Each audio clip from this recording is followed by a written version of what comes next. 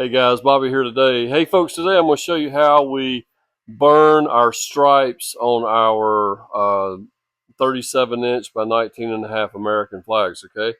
Bring the camera down here, Nathaniel. We're going to show the good people these stripes we got laid here. These are just the red stripes, if you will. And we number them as we lay these out, okay? So we got like P1, 3, 5, 7, 9, 11, and 13. 13 being the bottommost stripe on the American flag. And this is what we're going to do. We're going to just flip them all over. Those are the back sides of them that you were just looking at, okay? And we're going to show you how we burn these with our torch, okay? But before we do that, let's step right over here, swing the camera around. We're going to show the people one of our American flags. Now this one here is put together. We don't have the polyurethane on it yet, but we'll have that on here in a few days, and we'll have this for sale up at our store in Mint Hill. And we'll tell you the info on that down in the description. We'll also have these real soon up on our Etsy store as well. But if you look underneath here at these brown stripes here, okay, these are the red stripes, okay? And what we do beforehand is we torch these, okay? And if you'll see how they really bring out the color and the contrast in the wood when we stain it with our oil-based stain. Now I've got to where I've been leaving I call these the white stripes. I leave them alone. I don't even try to torch them anymore. I was trying to like do a light torch on them and everything. I got to where I think I like the flags. They look better to me with the contrast of the, the darker red and just the white plain stripe. I think it looks better that way. And most of the people that I have posted these on Facebook, they seem to comment more on this flag as well. So today, guys, let's real quick before I keep running my mouth here, let's get back to this video. And I'm going to show you how we turn them stripes into these stripes right here. So stay tuned. Guys, first thing I do is just go ahead and light my torch here. And this thing's a little finicky. So they make better torch heads for these things with the quick pull your finger starter. Makes it a lot easier. But this is what we have, so this is what we're using, okay? Now, I don't turn it wide open, but I do turn it up probably about midways or so, okay?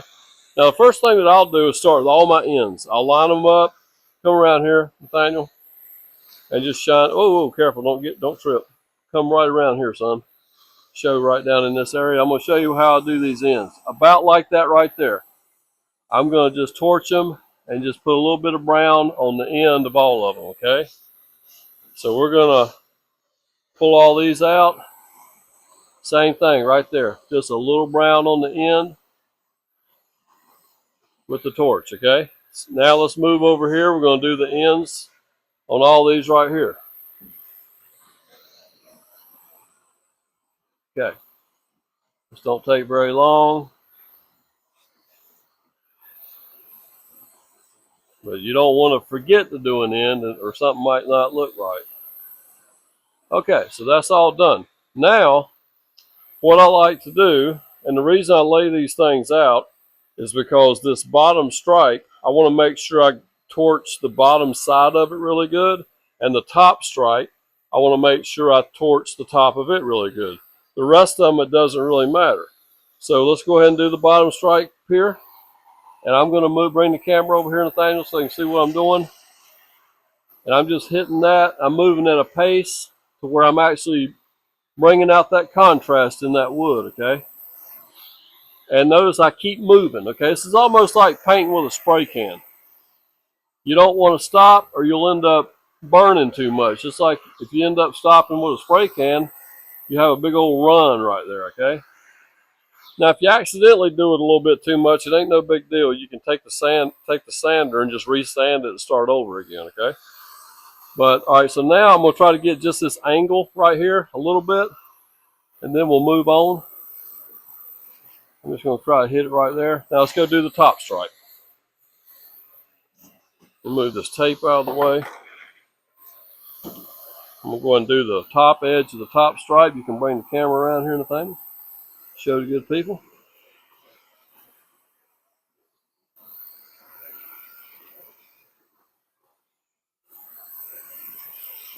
And that's about all we're going to do right there. I'm going to hit just this top little angle here, just like so.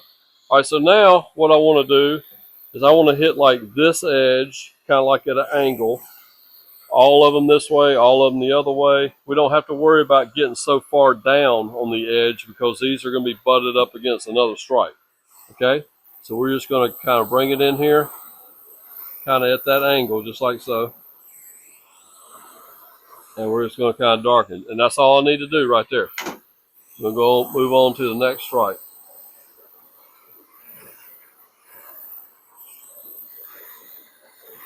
Just like so.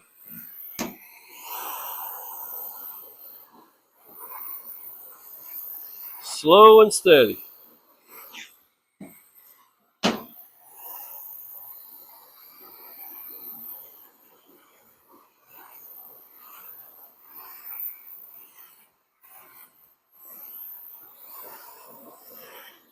Okay.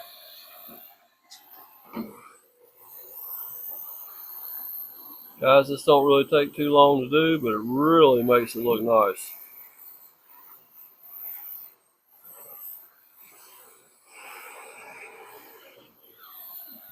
Okay, right here, you notice right there I didn't get it quite as much, so I'm just going to kind of, just like that, just kind of pull right past it one time, and that's all you got to do.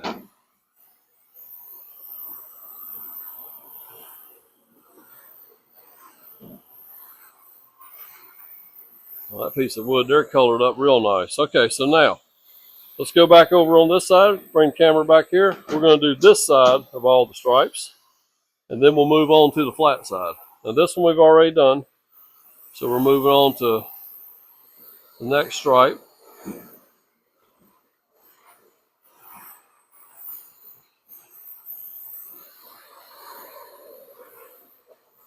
Okay.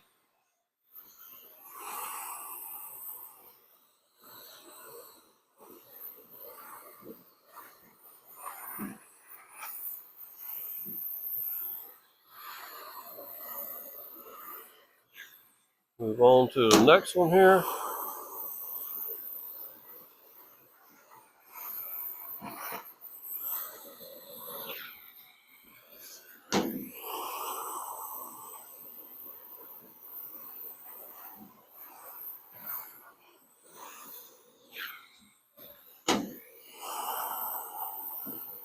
That piece of wood there's got a little knot in it. That's definitely going to have a lot of character to it, I think, when it's stained.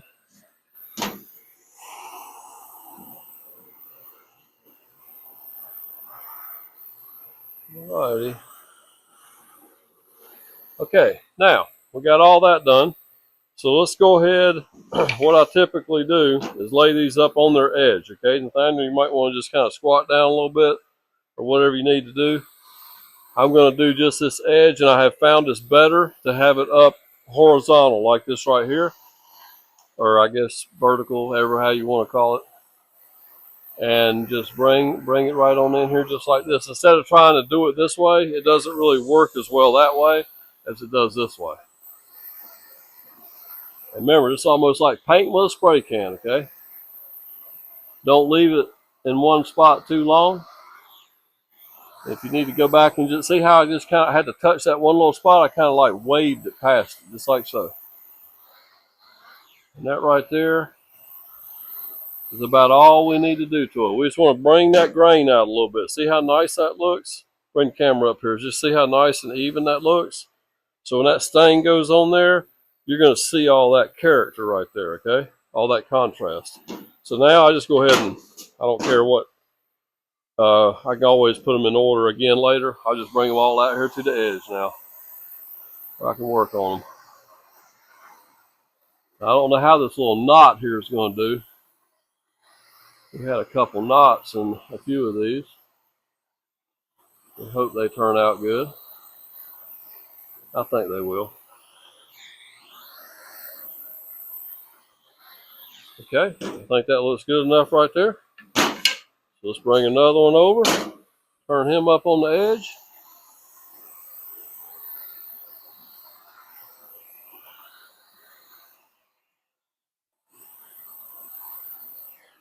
Come down here.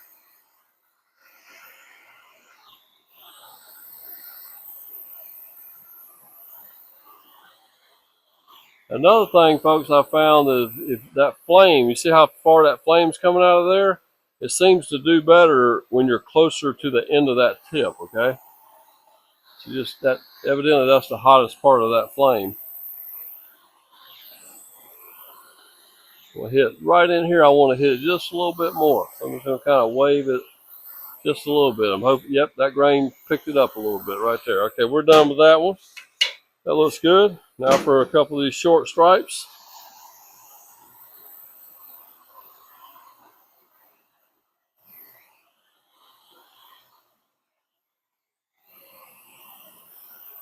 Alrighty, that one looks good too.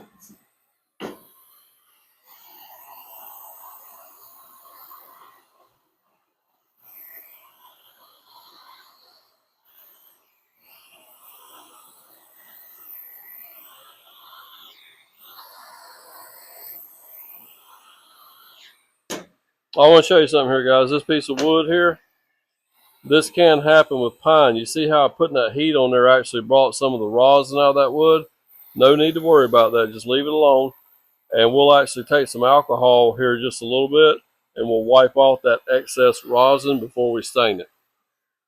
But sometimes on this pine, it can bring the rosin out of certain parts of the wood.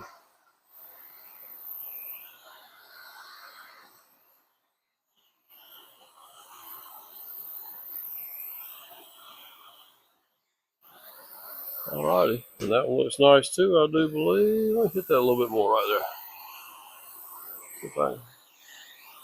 That might be about all it's going to do. That looks fine. Let's get this one. It's our last one, guys.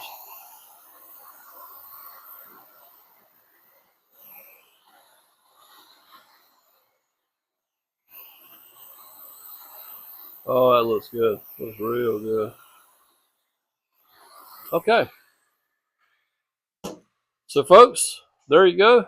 Bring the camera back up on me. Guys, I want to thank you for stopping by today and checking out our little video.